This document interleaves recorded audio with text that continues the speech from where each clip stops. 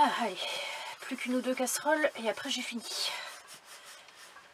Ah, vous êtes là. Bon ben salut à tous, bienvenue dans mon camping-car. Aujourd'hui, on va aborder un sujet qui vous intéresse assez bien, on va parler d'argent.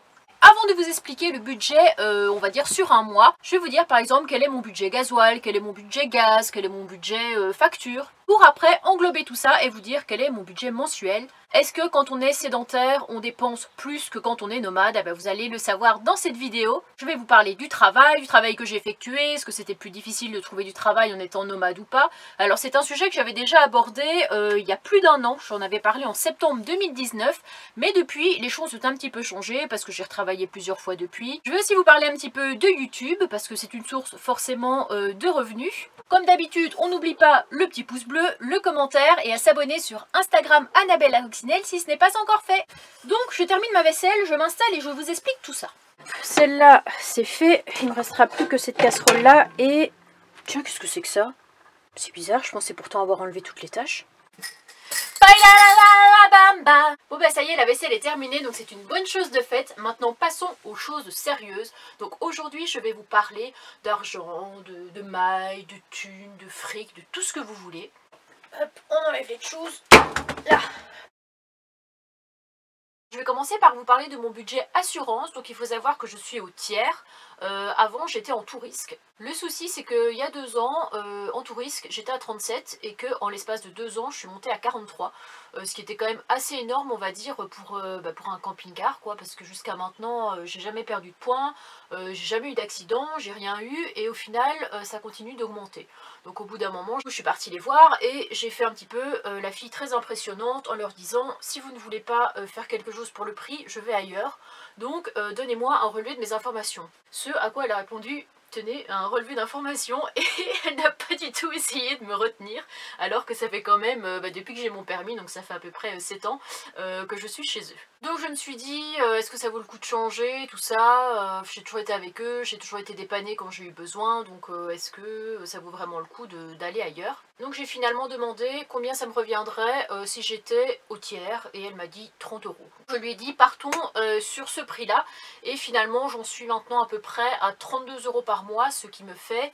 Alors, 32 x 12... 384 € par an. Je sais que pour les véhicules de collection, l'assurance est beaucoup moins chère. Donc j'avais vu ça sur plusieurs groupes Facebook où des gens étaient arrivés finalement à une assurance qui leur revenait à même pas 10 €. Je suis en train de voir justement pour passer mon véhicule en collection, en carte grise collection. Pour info, quels sont les avantages on va dire de la carte grise collection? C'est que déjà il y a un contrôle technique tous les 5 ans. Aussi le prix donc de l'assurance qui est quand même nettement moins cher. Parce que je crois vraiment que j'avais vu que c'était 4 ou 5 €. Comme vous le savez, je suis tombée en panne plusieurs fois, et la fois vraiment la pire, c'était dans le Jura. Hein, comme vous le savez, quand j'ai eu mes soucis où j'étais dans le Jura avec ma distribution qui m'avait lâché. Et jusqu'à maintenant, à chaque fois que j'ai dû être remorquée vers un garage, je n'ai jamais rien payé. Grâce à mon assurance, j'avais pu obtenir 2 nuits à l'hôtel avec petit déjeuner. Donc c'est vrai que j'en avais assez bien profité. Ce qui était plus malheureux, c'est qu'après, ils ne pouvaient plus rien faire pour moi. Et que finalement, j'ai dû rester au garage, sur le parking, pendant... je suis restée là-bas pendant 8 jours. Quoi. Donc une vraie catastrophe. Bref, c'est pas le sujet. En tout cas, mon assurance me convient pour l'instant. Je vais rester là-bas, quoi. Donc ça, c'était pour le budget assurance, donc qui est de 32 €. On me demande quel était mon budget depuis le départ, donc au niveau des frais des réparations. Et ça, franchement, je ne saurais pas du tout dire. Ce qui m'a coûté le plus, c'est mes problèmes avec la distribution. Le fait d'avoir été voir 3 personnes différentes, tous les 3 incompétents, et qu'au final, ça m'a coûté 600 €, alors qu'une simple distri ne m'aurait jamais coûté autant normalement. Quand par exemple je l'avais emmené au garage pour changer, c'était la pompe à huile. Quand je l'ai emmené pour purger en fait mon système du gasoil qui va du carburant jusqu'au moteur, parce qu'en fait c'était complètement bouché, juste ça déjà j'en ai eu pour 230 €. Il a changé la pompe à gasoil aussi, on me l'a changé au moins 3 fois quoi. Sans compter après les frais, quand j'ai acheté la crémaillère, j'ai changé les 4 pneus, quand j'ai fait la géométrie des pneus, à 2 reprises d'ailleurs comme il y avait eu des soucis. Quand j'ai changé mes 2 batteries, j'ai changé mon bras d'essuie-glace, que j'ai changé mes tiges culbuteurs, que là je vais changer mon lanterneau. Alors c'est petit par petit, mais c'est vrai qu'au bout d'un moment ça revient quand même un petit peu cher, mais tant que je peux faire les travaux, tant que financièrement c'est possible et que ça ne dépasse pas les 300 €, parce que faut pas déconner, je pense que je continuerai à faire les travaux. Il faut savoir que l'année dernière, j'avais reçu un chèque énergie, donc c'est quelque chose que je n'avais jamais reçu avant, et apparemment ce serait pour les personnes qui toucheraient moins de 10 000 euros par an, pour les personnes qui sont toutes seules, et dès qu'on est en couple, c'est les montants inférieurs à 16 000 euros. Et je sais pas depuis quelle année c'était mis en place, mais en tout cas, j'avais jamais rien eu avant. Pourtant, en tant qu'aide-soignante, j'ai quand même gagné, on va dire, ouais, peut-être trop. Donc à la base, je me suis dit pourquoi est-ce qu'ils m'envoient ça? Parce que normalement, c'est pour les personnes qui ont des factures d'électricité, de gaz, qui doivent faire des rénovations énergétiques, ce genre de choses. Et je me suis dit, si je suis en appartement, d'accord, mais je suis nomade, donc en gros, ça va me servir à quoi? Pour rigoler, je mets ça sur Facebook, hein, Facebook Annabelle la coccinelle, en rigolant un petit peu, en disant bah regardez ce qu'il m'envoie, je suis nomade, pourtant je continue à recevoir ce genre de choses. Et là il y a quelqu'un qui me dit mais Annabelle, tu peux t'en servir pour tes bouteilles de gaz. Et ça c'est quelque chose que j'ignorais totalement, donc j'étais à deux doigts de jeter ce chèque énergie à la poubelle, alors que justement par la suite j'ai pu aller acheter des bouteilles de gaz. En tout cas, je crois que c'est entre 40 euros et 250 euros le chèque énergie. Donc c'est quand même, c'est pas négligeable. Je crois que moi j'avais eu 100 euros. Donc ça m'a permis d'acheter, je crois, 3 bouteilles de gaz à l'époque, voire 4. J'avais dû rajouter un petit quelque chose au bout. En tout cas, niveau consommation de bouteilles de gaz, alors c'est vrai que ça diffère en fait d'une année à l'autre. Hein, donc on va dire en gros peut-être à 4 ou 5 bouteilles de gaz par an. Comme vous le savez, je laisse pas mon chauffage la nuit par souci d'économie, mais aussi parce que je sais pas, j'ai pas confiance. Alors je sais, vous êtes nombreux à me dire mais Annabelle, t'inquiète pas, il y a un thermocouple, etc. J'ai même un détecteur de monoxyde de carbone, mais je n'aime pas laisser mon chauffage la nuit, je ne me sens quand même pas en sécurité malgré tout. C'est un choix assumé. J'essaye aussi la journée de moins le mettre possible, parce que j'ai envie de m'endurcir aussi, de devenir un petit peu plus une dure à cuire, arriver à supporter mieux le froid parce que je suis assez frileuse de nature, donc c'est des fois pas évident, mais quand j'ai vraiment froid, je mets mon chauffage, quand j'ai mon petit loulou avec moi, je mets le chauffage. Sinon je vous avoue que de juin jusqu'à octobre, on va dire, je mets pas de gaz en fait, enfin j'utilise pas mon chauffage, j'en utilise bien sûr pour faire à manger, mais je mets pas de chauffage parce que souvent il fait relativement bon. Là j'ai la même bouteille de gaz depuis le mois de mai, elle continue à me durer, donc voilà. Après c'est vrai que niveau budget on va dire, je crois que j'ai payé ma bouteille de gaz 30 ou 35 euros, quelque chose comme ça. Je peux pas dire que ça rentre dans le budget mensuel parce que c'est quelque chose qui va être assez ponctuel. Une bouteille que je vais peut-être acheter une en janvier, une en mars, et puis là maintenant je vais peut-être en racheter une le mois prochain ou celui d'après, je sais pas trop. Donc je ne sais pas si on peut vraiment faire rentrer ça dans le budget mensuel, mais en tout cas, on peut le faire rentrer dans le budget annuel.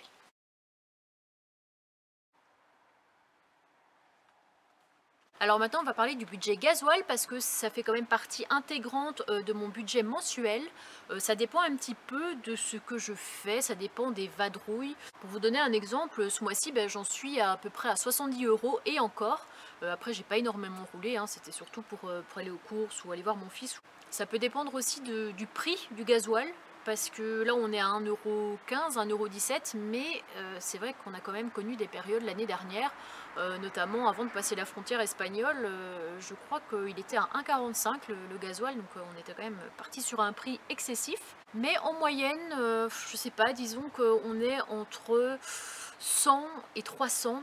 Je dis 300, mais 300 c'est vraiment dans les cas où je pars à l'autre bout de la France, quoi, notamment quand je suis partie vers Tours, donc en Indre-et-Loire. Et encore, est-ce que j'ai dépensé 300 € sur le mois? Ouais, je devais être pas loin de cette somme-là. Il faut dire que mon camping-car consomme à peu près du 12 litres au 100. Je crois que ça doit être quelque chose comme ça. Et juste à titre comparatif, comparé à celui de Dan, Dan consomme 14 litres au 100. Après, il est énormément chargé avec sa caisse à outils, tout ça. Mais c'est vrai que des fois, comme on bouge assez souvent ensemble, il passe à la pompe et moi je peux faire encore énormément de bornes avant de moi-même remettre du gasoil. Donc c'est vrai qu'il consomme peut-être pas tant que ça au final pour un camping-car. Il y a un frelon asiatique énorme juste là. Il est immense, il est horrible. Il essaye actuellement de rentrer chez moi. On peut le voir sur la vidéo. Donc maintenant, je vais vous parler de mon budget eau. Donc combien je dépense en moyenne par mois pour avoir de l'eau? Eh bien, 0 €. Il faut savoir qu'au niveau de mon circuit de tuyaux, en fait, ça a malheureusement été percé pendant l'hiver il y a 1 an et demi. Donc il y a eu des trous au niveau des tuyaux et dès que je mettais l'eau en route, eh ben, il y avait de l'eau partout dans le camping-car. Donc on a essayé de reboucher un trou, ce qui a fonctionné, un deuxième, ce qui a fonctionné, sauf qu'après on n'arrive pas à trouver les autres parce que le circuit fait vraiment tout le camping-car. Oh putain, Dani, j'ai eu peur. J'ai cru que c'était le frelon. Petit chou qui a fait peur à maman. Ça va de lancer des œufs là sur les gens? Je sais pas, je vois un œuf qui vole là, j'ai pas compris. En plus, Denis qui me touche la jambe, j'ai cru que c'était un frelon asiatique. Donc du coup, ce serait des gros travaux que j'ai pas forcément envie d'entreprendre parce qu'il faudrait enlever l'armoire, il faudrait enlever le lit, il faut vraiment enlever limite tous les éléments du camping-car pour avoir accès à ces tuyaux. Et j'ai pas envie, donc moi ça me va très bien comme ça. J'ai un bidon de 10 litres dans lequel je mets de l'eau que je trouve dans les toilettes publiques, dans les fontaines où c'est écrit eau potable, dans les cimetières aussi quand c'est pas fermé pour la période hivernale. Enfin, je trouve toujours une solution pour remplir mon bidon et franchement j'ai pas besoin de le remplir non plus tous les jours parce que le temps de faire la vaisselle, le temps de voilà faire la toilette, laver les dents, c'est pas vraiment ce qui consomme le plus. Pour répondre à la question, niveau budget d'eau, eh ben 0 €. On m'a aussi posé la question sur le budget mensuel dans les aires de camping-car, sur les campings, les choses comme ça. Il faut savoir que je n'ai jamais été dans un camping et je n'ai jamais été sur une aire de camping-car payante. C'est des choses que je n'ai jamais fait. J'ai toujours voyagé, dormi à la sauvage, on va dire. Même si des fois, bien sûr, il y a des paysages qui sont un petit peu moins beaux que d'autres. Des fois, c'est des simples parkings bitumés dans des petits villages. Comme des fois, ça peut être en bord de mer ou au pied des montagnes. Enfin, ça dépend vraiment des endroits. Après, je me dis, c'est vrai que pour les gens qui, par exemple, partent en voiture dans une destination et qui prennent un Airbnb, un hôtel ou quelque chose comme ça, un Airbnb plus le gasoil pour aller à la destination, je sais pas, on va dire que par exemple un Airbnb en moyenne c'est 60 €, que le gasoil aller-retour on va dire 100 €, enfin après ça dépend où vous allez, mais on est peut-être parti sur un budget on va dire de 150 €, et encore c'est pour une nuit. Alors qu'en camping-car, en fait, je paye le gasoil, mais je dors chez moi, donc en gros, ça revient moins cher. Donc ça reste une manière assez économique de voyager et de vivre, hein, au final. Je suis à peu près à 30 ou 40 € par mois. C'est vrai que l'été, les vêtements sont plus légers, il n'y a pas de pull ni rien, donc je fais moins de lessive. Mais l'hiver, il y a les pulls, il y a les pilou-pilou, il y a tout ça, il y a les grosses chaussettes, donc ça prend de la place dans la machine. Je suis obligée de faire plus de machines à ce moment-là, mais sinon, ouais, en général, j'en ai pour 15-16 € quand j'ai vraiment beaucoup. Ce qui revient assez cher quand même, on va dire, quand il fait plus froid, c'est de faire sécher son linge. Parce que, on va dire que les séchoirs dans les laveries, c'est la plus grosse arnaque du siècle. Où tu mets ton linge 1 minute 20 et qu'il est pas sec, et que tu le remets une deuxième fois 1 minute 20 et qu'il est toujours pas sec, et que tu fais ça au moins 10 fois pour qu'il soit finalement sec. Parce que chez moi, c'est pas possible de le sécher. On va dire en moyenne 30 € de lessive par mois. Putain, il est chiant! J'en suis à 25 € par mois.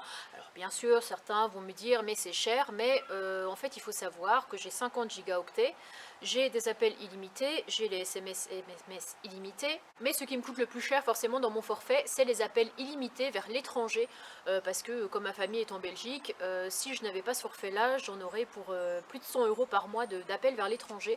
Donc pour moi c'était le bon deal, c'était de payer un forfait voilà un petit peu plus cher, peut-être de 10 €, mais au moins d'avoir cette sécurité. Et en plus j'ai de l'internet, je sais plus à quelle hauteur, mais j'ai de l'internet quand je vais en Belgique, donc c'est plutôt chouette. En plus avec mon forfait ça me permet tous les 2 ans d'avoir un téléphone pour pas cher, hein. Celui que j'ai eu cette année il était à 1 €, donc 1 € pour un téléphone Samsung c'est quand même pas mal. Voilà pour le budget téléphone. Pour finir l'histoire du budget, le budget nourriture, alors ça diffère pas franchement en fait d'une personne sédentaire on va dire, hein. Ça dépend un peu de ce qu'on a envie de manger tel mois ou tel mois, si on doit racheter un petit peu plus de PQ ce mois-ci que le mois dernier, enfin ça dépend vraiment en fait de la période. On est à peu près parti sur 200 €, ça dépend si des fois je fais des récup et du coup j'ai moins besoin d'acheter quelque chose, ça dépend un petit peu on va dire, ça varie. Et pour le budget de croquettes de Nani, parce qu'il y en a qui m'ont dit alors et le budget de Nani c'est combien? Monsieur mange du Purina One, donc ce sont les paquets qui coûtent en moyenne 13 €. J'en achète à peu près 2 par mois, plus il y a les pâtés, plus il y a la litière. On va dire qu'on est à peu près sur 40 € maximum, on va dire, pour Nani dans le mois. Quoi qu'on a bien réduit quand même les pâtés et les cochonneries parce que, il a encore grossi. Hein. Je ne sais pas si c'est l'effet du poil d'hiver ou s'il y a autre chose, mais il ne fait que manger. Et si je ne mets pas de restriction, je crois qu'il ferait ça du matin au soir. J'ai fait une petite fiche résumée par rapport aux factures habituelles qu'on peut avoir au gaz, électricité, loyer, assurance voiture, assurance maison, téléphone, gasoil, internet, télé. Je pense que ça c'est quand même les factures qu'on a la plupart du temps quand on vit en maison. J'ai mis vraiment approximatif, mais l'eau à peu près 40 € par mois. Après bien sûr il y a la régularisation, je me rappelle au bout de 6 mois où la plupart du temps je devais payer en plus. Donc on va dire approximativement 40 €. En camping-car zéro, hein, comme vous l'avez vu. Le gaz, 30 € par mois en moyenne, mais de nouveau avec la régularisation, ça dépend d'un mois à l'autre. Ici j'ai marqué 120 € par an. Je peux pas vraiment dire au mois. 120 divisé par 12 pour se donner une idée mensuelle, 10 €. L'électricité, 50 €, voire des fois beaucoup plus. Et camping-car 0. Loyer 350, camping-car 0. Assurance voiture 32 €, toujours 32 €. Assurance maison, on est à peu près à 10 € par mois, ça dépend quelle assurance. Et 0 en camping-car, forcément. Mon téléphone, 25 € dans les deux cas. Le gasoil, j'ai marqué 150 € parce que c'est vrai que malgré tout, je travaillais et parce que les week-ends, ça m'arrivait de bouger un petit peu. Donc j'en arrivais souvent au même tarif, en fait, limite que maintenant. Comme maintenant, quand je travaille, en fait, j'ai plus à me déplacer en fait de mon domicile jusqu'au travail. Donc ça me fait économiser énormément de gasoil parce que souvent, je dors juste devant le lieu de travail. Donc c'est une réelle économie.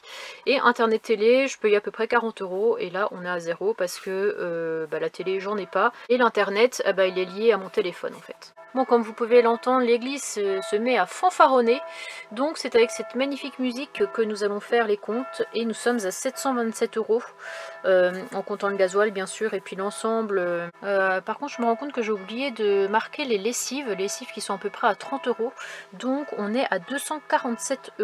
Hop, je modifie ça tout de suite, 247 € pour une vie en camping-car et 727 pour une vie classique, on va dire. Après ça dépend des remises, s'il y a des APL ou des choses comme ça, parce que ça peut effectivement descendre, que ce soit pour vos factures de gaz, eau, électricité ou loyer.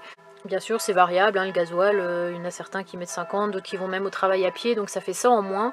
Mais en tout cas, on va dire, pour ma part, voilà mon calcul final, c'est qu'on est quand même sur une énorme différence de presque 500 €.